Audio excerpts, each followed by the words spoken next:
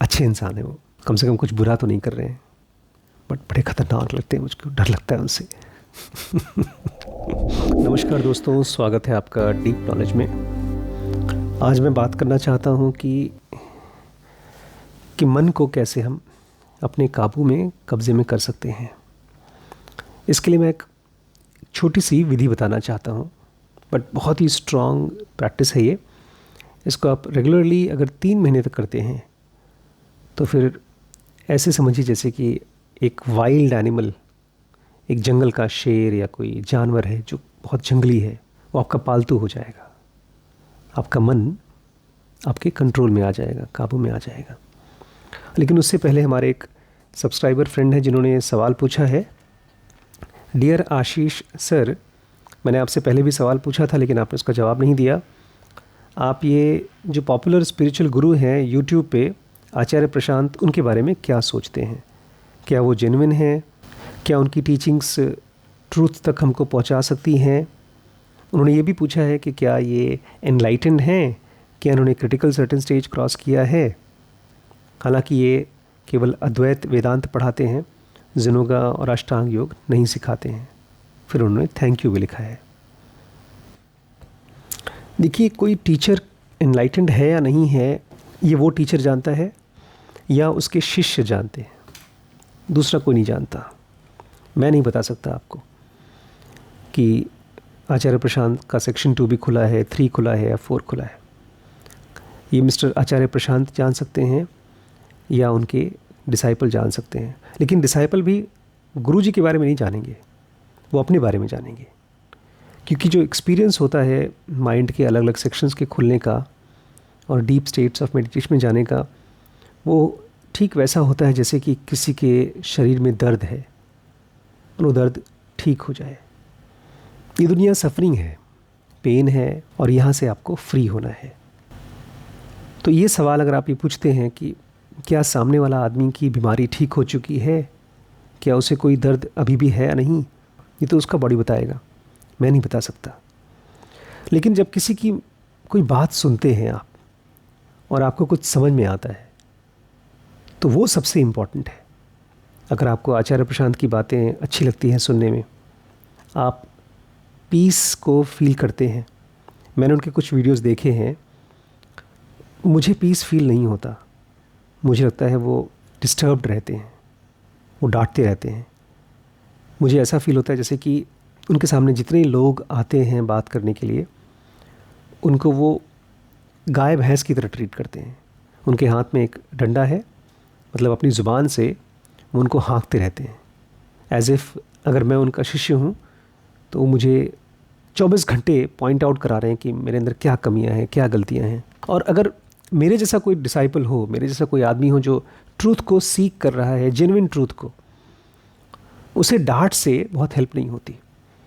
मेरी जान पहचान में एक भाई साहब हैं जो उनके प्रॉपर शिष्य हैं और वो बड़े खुश हैं।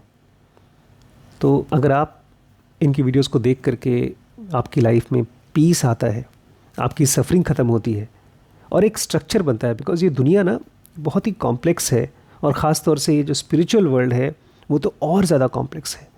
तो उसका एक फ्रेमवर्क अगर आपके दिमाग में बन रहा है तो फिर अच्छी बात है। भगवान दत्तात्रेय के तो ऐसे ऐसे लोग थे गुरु, जिनको कि हम गुरु बोल ही नहीं सकते। जानवर गुरु था, पौधा गुरु था। तो इसका आंसर मैं नहीं दे सकता आपको। हाँ, मेरा ताल्लुक़ है रमण महर्षि के साथ, कृष्णमूर्ति के साथ, डॉक्टर पीजे सहर के साथ, क्योंकि मैं जब उनको पढ़ता हूँ तो मुझे रास्ता दिखाई देता है, दूर दूर तक का रास्ता। मुझे क्या करना है, मुझे कैसे जीना है, ये दिखता है। तो यही मापदंड लेकर चलिए।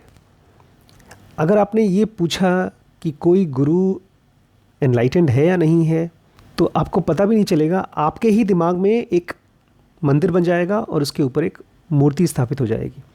वो गुरु जी आपके सर पे बैठ जाएंगे। डिवाइन फ्रैगमेंट, आपकी आत्मन आपके अंदर है। और सबसे इम्पॉर्टेंट ये है कि आपकी रोज़मर्रा की लाइफ में क्लैरिटी आपके अंदर खुद से आए। मैं वीडियोस बना रहा हूँ, कृष्णमूर्ति किताबें लिख रहे हैं, बुद्ध भिक्षु बना रहे हैं, इन सबसे ज़्यादा इम्पॉर्टेंट है कि आप कितना डीपली किसी चीज़ के साथ सीख पा रहे हैं। आपको केवल ये पूछना है, क्या मैं सेक्शन 2B को अनुभव कर पा रहा हूँ? और सेक्शन 2B छोड़ दीजिए, आप अपने ISM को लीजिए, अपने माइंड को लीजिए। क्या आपके इमोशंस आपके रेगुलेशन में हैं? क्या आप गहरे से सोच पा रहे हैं? क्या आपकी लाइफ में ग्रोथ है? इस तरह के ढेर सारे सवाल हैं जो आपको अपने बारे में पूछना पड़ेगा। आचार्य प्रशांत के बारे में मेरा क्या ओपिनियन है? मुझे बड़ा डर लगता है उनसे। मुझे लगता है उनके सामने जाऊंगा कभी तो मुझे डांटना शुरू कर देंगे। मुझे डांटना और डांट खाना दोनों पसंद नहीं है। मुझे लगता है अगर कोई गलती करता है तो उसको मिलना चाहिए परमिशन गलती करने के लिए, और उसको एक स्पेस मिलनी चाहिए सीखने के लिए। और कोई आदमी अगर आपके पास आया है सीखने के लिए तो बेइज्जत नहीं करना चाहिए उसको। मुझे बड़ा ख़राब लगता है।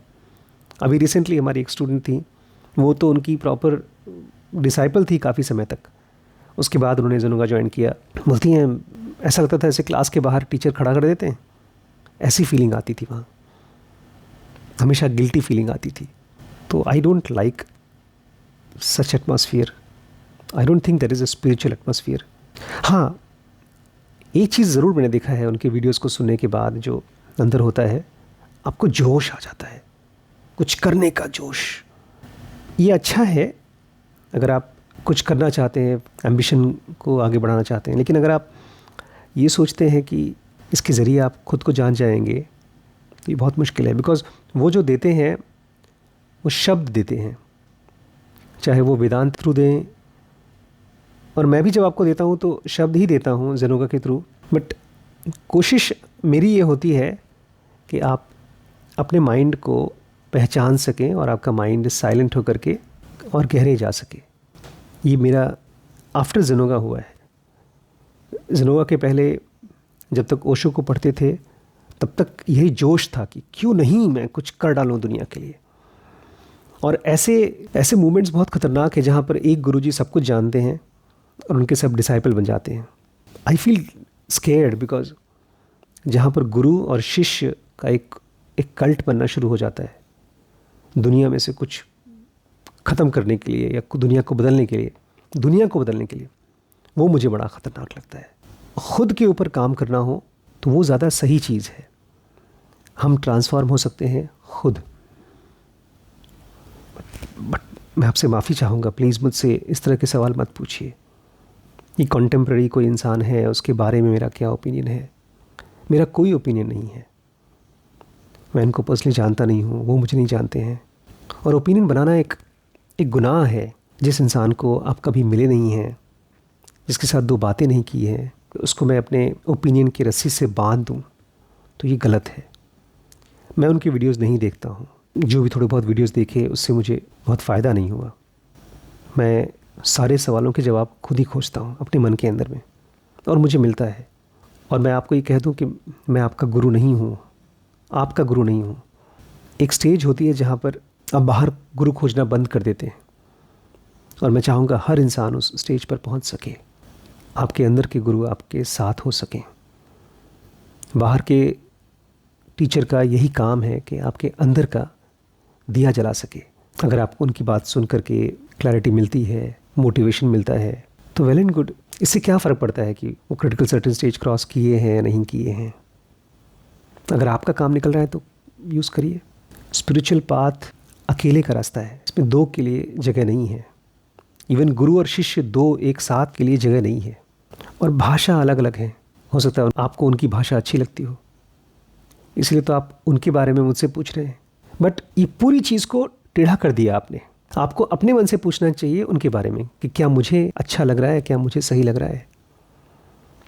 मैंने तो कई वीडियो में आपसे कहा भी है कि मैं बहुत से गुरुज़ के पास गया, फॉलो भी किया, लेकिन जब खुद से ताल्लुक़ हुआ अपने आप से, फिर तो सब छूट गया ना। ठीक है, अच्छे इंसान है वो, कम से कम कुछ बुरा तो नहीं कर रहे हैं, बट बड़े ख़तरनाक लगते हैं मुझको, डर लगता है उनसे। खैर, ये वीडियो तो हम लोग बनाने वाले थे, मन को काबू कैसे करें, वो नेक्स्ट में बात करते हैं। आज इतना ही।